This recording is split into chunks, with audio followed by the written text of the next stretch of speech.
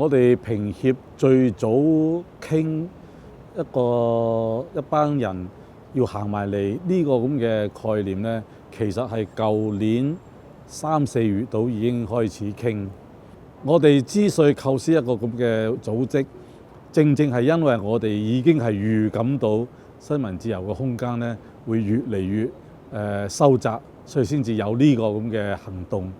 但係冇諗到話會惡劣得咁快。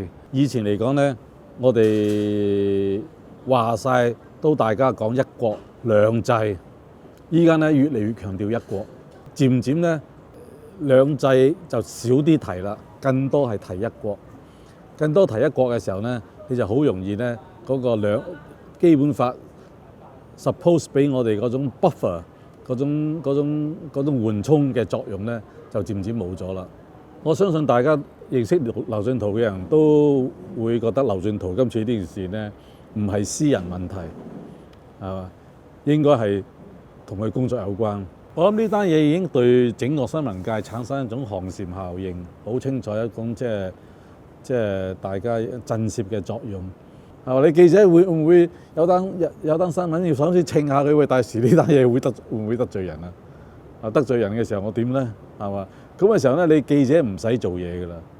好啦，到記者都係咁樣處理佢嘅工作嘅時候咧，你人實際上就係生活喺某種恐懼之中。我哋新聞界有好多同仁，係嘛？你譬如話有啲歌德派嘅，佢甚至乎話而家新聞自由係香港有史以嚟最好嘅，係嘛？將來有朝一日香港冇新聞自由嘅時候呢，劊子手我哋固然知道係邊個，唔好忘記喺個少數嘅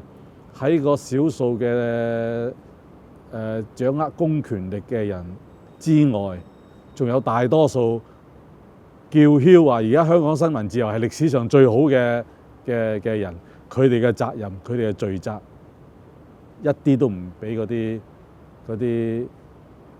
啲手持公權力嘅人少。有新聞自由嘅時候，你唔覺得乜嘢嘢？你唔覺得佢珍貴？你唔覺得佢係好緊要？係嘛？視之為理所當然。但係你冇咗嘅時候呢，個社會就大禍臨頭。咁所以咧，大家唔好再視新聞自由為理所當然嘅嘢。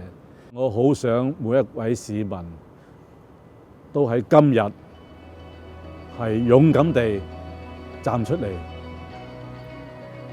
向種種打壓新聞自由嘅行為